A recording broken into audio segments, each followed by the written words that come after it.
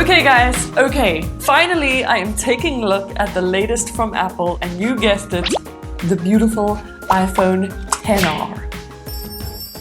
Now I have done many a smartphone review, and as always, stay until the end of the video to see what I dub the worst feature. But other than that guys, if you want to know more about this beastie, then let's just get into it.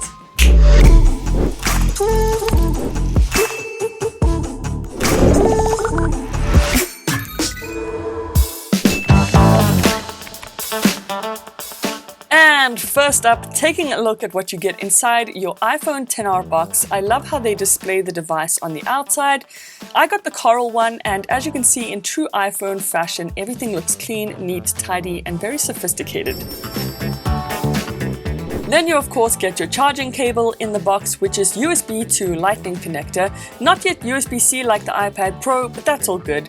Then you get the charging brick, which is also USB, your earpods, which although the phone doesn't have an aux jack, it does come with a Lightning connector. So you can connect it up to your device and listen to music no problem. Then just some standard documentation and your Apple stickers, a SIM door key, and then of course the beautiful XR itself in coral, and finally once again all packaged in this beautiful box.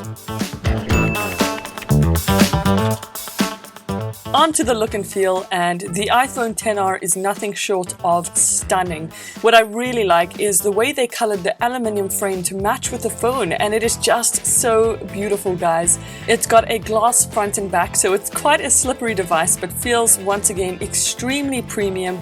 It also has that slightly weighted feel, which I enjoy, but with the camera I'm not a huge fan with how it pops out, but it's also not a deal breaker. Then at the bottom, still a very clean design. You've got your 2 speakers, microphone, and also your Lightning charging port. On the left hand side you've got your ring and silent toggle, as well as your volume rockers. So I've got the coral one, and it is so up my alley. I love how rich the color is, and if that's not in your taste, you can choose from 5 other different colors that also look fantastic.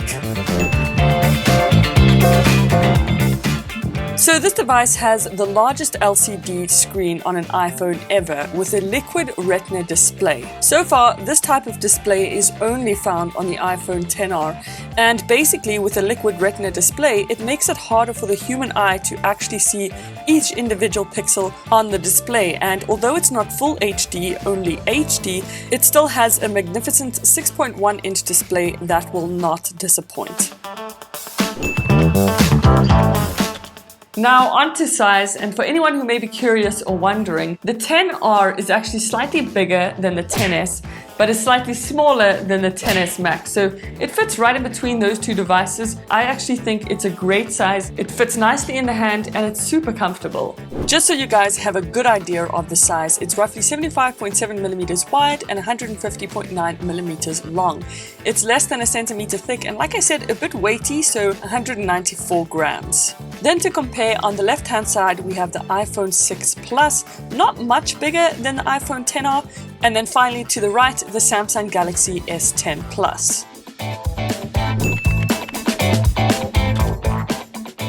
Possibly my favorite part about any phone review is the camera, and on the front we've got a 7 megapixel selfie cam, and then on the back we've got that 12 megapixel extruded wide-angled camera, but it's all good.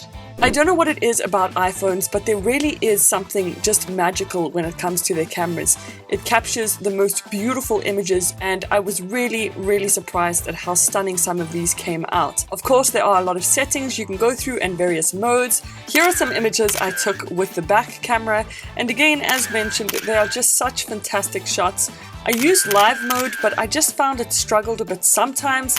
Also low light, it didn't do too well, but still good enough for me. Time lapse is also a great function, but unfortunately it doesn't have various speeds that you can choose from, but quality is still great. And then onto the slow-mo videos, so much fun as always, and I love that it captures the sound with the slow-mos. I think that is awesome. It can film your slow-mo videos in full HD, and you can also choose between 120 frames or 240 frames per second. At the end of the day, there is no doubt you can get some amazing pictures with this phone. Onto the software, and if you're a previous iPhone user, you'll know what to expect. Everything is more or less the same, but if you're new to iPhone, there are some pretty cool features like this zoom one, where you can zoom in anywhere on your iPhone, no matter what screen or app you're in, as well as one-handed mode, so it makes it easier to navigate your phone, literally just using one hand.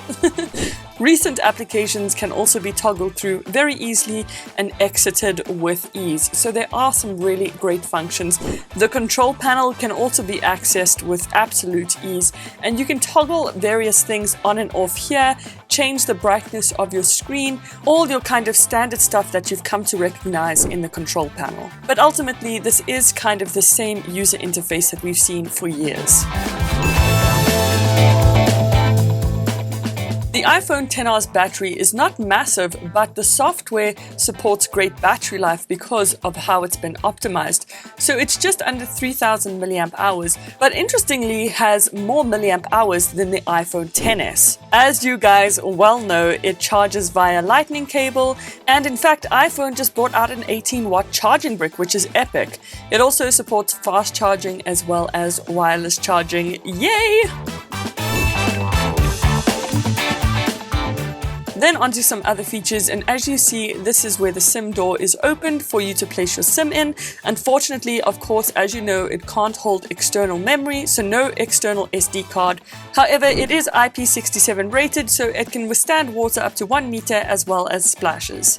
As I mentioned at the beginning of the video, the earpods do come with a lightning connector, which is awesome. I thought you'd have to buy an adapter, but you don't, it's all good.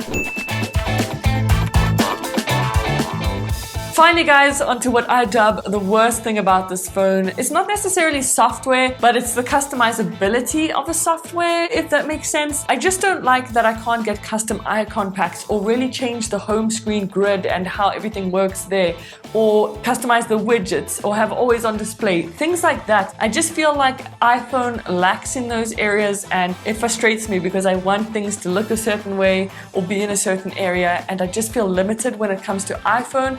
That's just my personal opinion, but in terms of the build, the quality, it is such a premium device and everything you would expect from Apple and iPhone. And that is it for this video, guys. I really hope you enjoyed it. If you did, please feel more than welcome to like and subscribe.